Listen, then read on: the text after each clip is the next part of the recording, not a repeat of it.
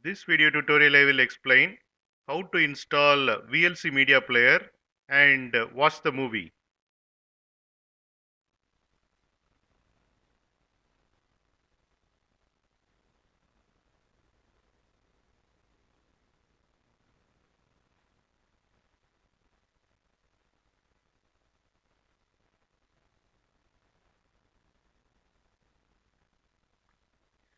Here I have downloaded the installer.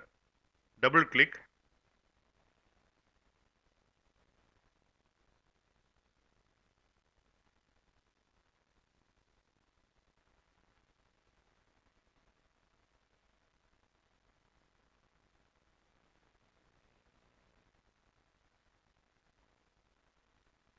VLC Player is installed successfully.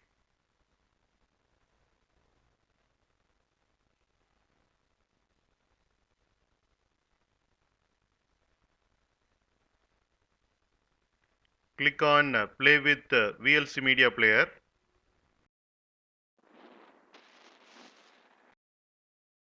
You can get Java source code link for each video in the description section of the video. Here you can see the description section. Click on Show More, and here you can see the Java source code links. Click on these links to get the Java source code.